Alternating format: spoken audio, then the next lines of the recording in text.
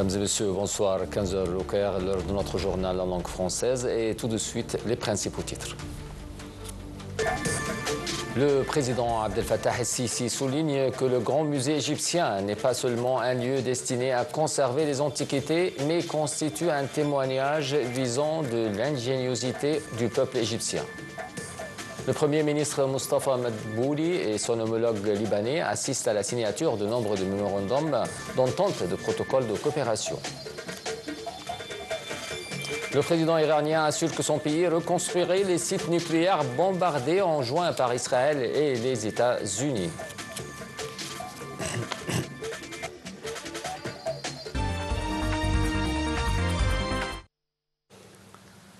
Le président Abdel Fattah el-Sisi a posé la dernière pièce d'un modèle réduit du Grand Musée égyptien, marquant symboliquement l'ouverture officielle de ce monument culturel gigantesque. Le président el-Sisi a souligné que le Grand Musée n'est pas seulement un lieu destiné à conserver les antiquités, mais qu'il constitue également un témoignage visant de l'ingéniosité du peuple égyptien. Lors de son discours d'ouverture, le chef de l'État a précisé que ce musée représentait bien plus qu'une simple collection d'artefacts. Le président a dit qu'il incarne l'ingéniosité, la créativité et la vision d'anciens Égyptiens, reflétant la richesse et la profondeur d'une civilisation millénaire toujours présente dans l'identité nationale. Le président el-Sisi a souligné que l'Égypte antique a inspiré l'ensemble des peuples de la terre des rives du Nil. Se sont levées des lumières de la sagesse, éclairant le chemin de la civilisation et du progrès humain. Rappelant que les monuments de la civilisation se construisent en temps de paix et se propagent dans l'esprit de la coopération entre les nations. L'inauguration du Grand Musée égyptien a été largement couverte par les médias internationaux qui adoptent un ton positif avec l'admiration pour l'ambition architecturale, pour la qualité de la muséographie et pour l'opportunité de mettre en valeur la civilisation égyptienne avec un extrait des relations mondiales.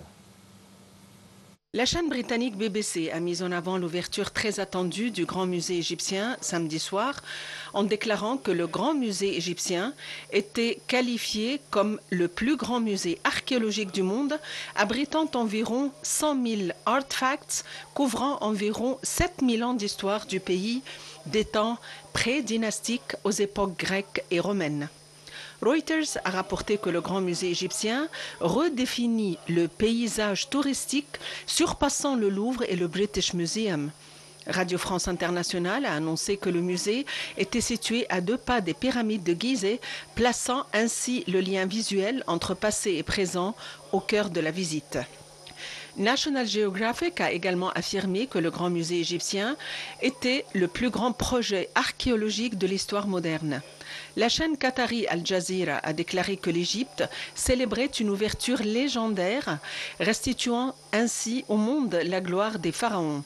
CNN s'est concentré sur l'aspect architectural du Grand Musée égyptien, notant que sa conception portait la signature d'une entreprise irlandaise choisie lors d'un concours international il y a 22 ans, soulignant que le musée n'était pas seulement un projet archéologique, mais un symbole de la détermination des Égyptiens et de leur capacité à préserver leur patrimoine alors qu'ils devraient accueillir plus de 20 000 visiteurs par jour pour devenir une nouvelle icône qui raconte l'histoire d'une civilisation qui ne meurt jamais. Le magazine britannique Times a mis en lumière l'ouverture du Grand Musée égyptien et dans son article a présenté les collections qui y seront exposées. Il a notamment souligné que cet immense complexe, surnommé la 4e pyramide, renferme 100 000 artefacts provenant de 30 dynasties de l'Égypte antique, dont environ la moitié est visible, le reste étant conservé en réserve. Ce musée colossal, dont la construction a coûté $1 milliard, devrait attirer de nombreux visiteurs.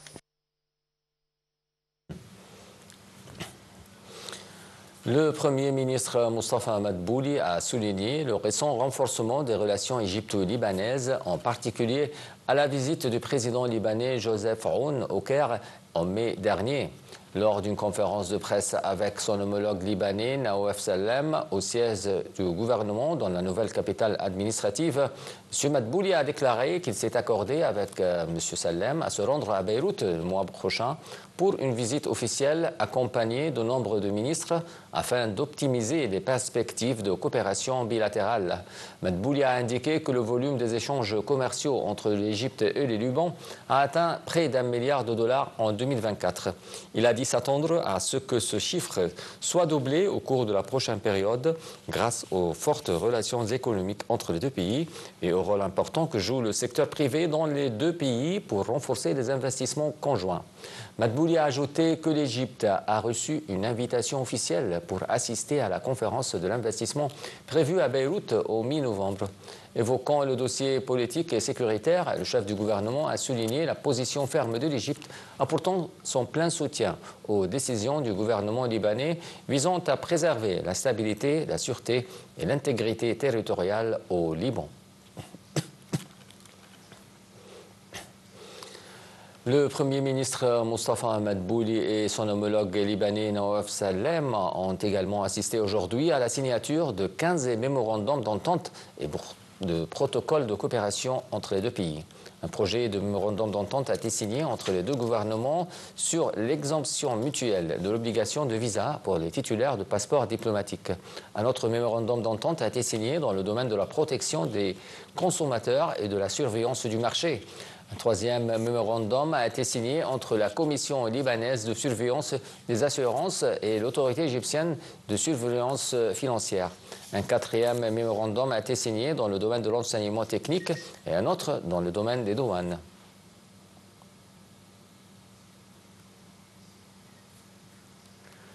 Toujours en marge de l'inauguration du Grand Musée égyptien, le chef de la diplomatie Badr Abdelghati s'est réuni avec le Premier ministre libanais Naouef Salem. Au cours de la réunion, Abdelghati a confirmé la position ferme de l'Égypte, soutenant la souveraineté et l'intégrité territoriale du Liban, soulignant le plein soutien de l'Égypte aux institutions nationales libanaises. Abdelghati a aussi loué le renforcement des relations égypto-libanaises au cours des derniers mois, autant au niveau présidentiel que ministériel. Il a affirmé que l'Égypte aspirait à maintenir cette coordination et consultation bien distinguées afin de promouvoir les relations fraternelles entre les deux pays.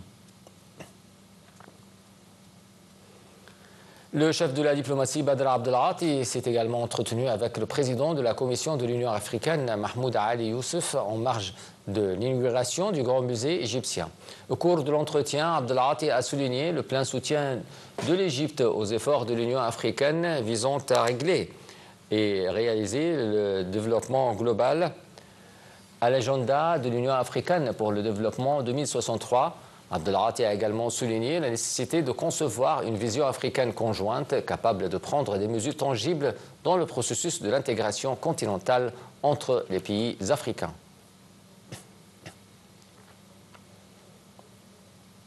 Le chef du Badr Abdelghati s'est aussi entretenu avec son homologue rwandais des relations fraternelles et historiques reliant le Caire et Kigali.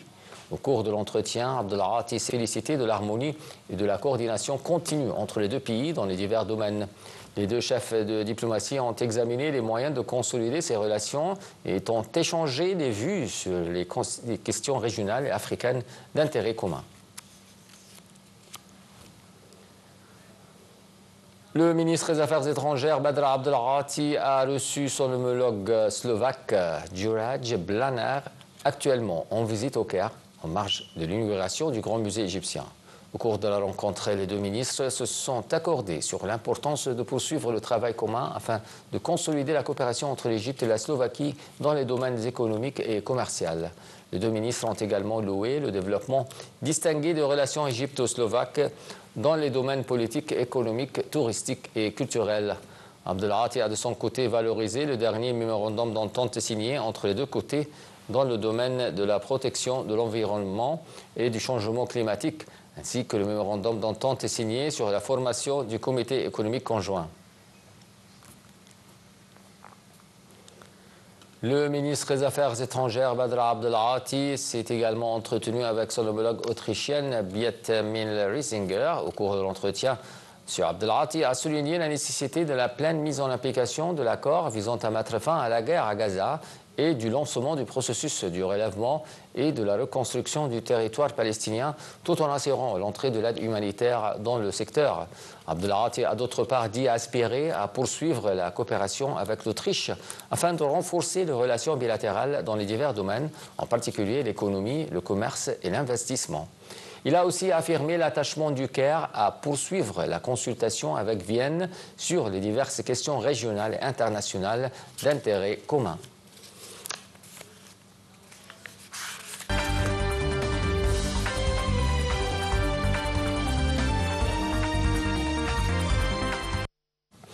Passons aux territoires occupés où les forces de l'occupation israélienne ont intensifié leurs attaques dans la bande de Gaza malgré l'entrée en vigueur de l'accord de trêve dont ces derniers frappent. L'armée israélienne y a tué plusieurs personnes.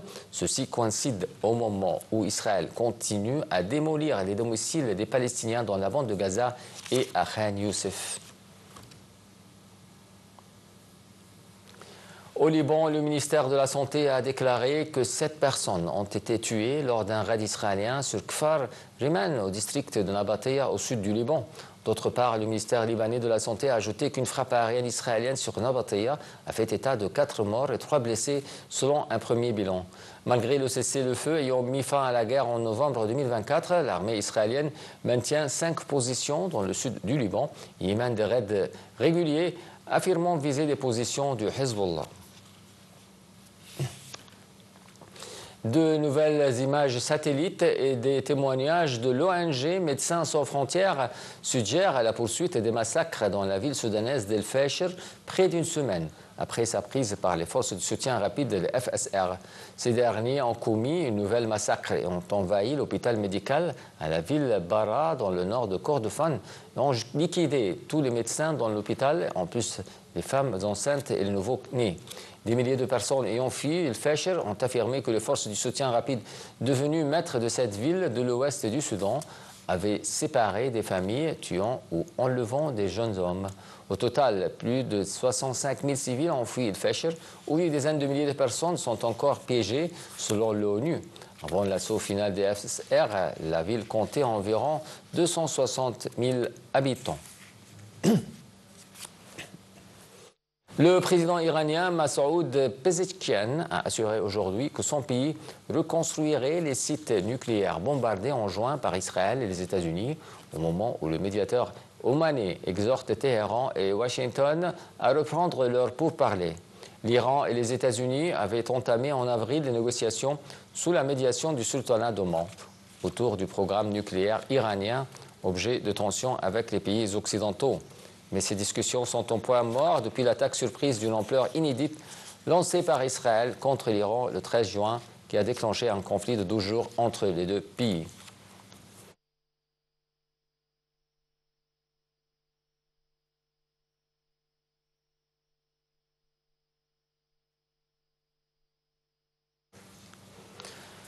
Le secrétaire américain à la Défense Pete Hegseth a rencontré le ministre chinois de la Défense Dong Jun en marge d'un sommet régional en Malaisie.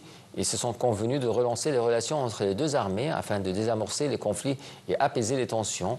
Plus de détails dans ce commentaire. Le secrétaire américain à la Défense, Pete Hegseth, a déclaré samedi que lors de discussions avec son homologue chinois, il a été convenu de relancer les relations entre les deux armées afin de désamorcer les conflits et apaiser les tensions. M. Hegseth a rencontré le ministre chinois de la Défense, Dong Yong, en marge d'un sommet régional en Malaisie, au lendemain des discussions entre les présidents Xi Jinping et Trump en Corée du Sud. Le chef du Pentagone a indiqué qu'avec son homologue chinois, ils se sont mis d'accord sur la nécessité de mettre en place des canaux de communication entre les deux armées afin d'apaiser les tensions et de désamorcer tout problème pouvant survenir. M. Hegseth a d'autre part indiqué que de tels canaux existaient depuis des années, mais qui sont parfois tombés en des états de désaccord. Il a ajouté qu'ils auront bientôt d'autres réunions à ce sujet.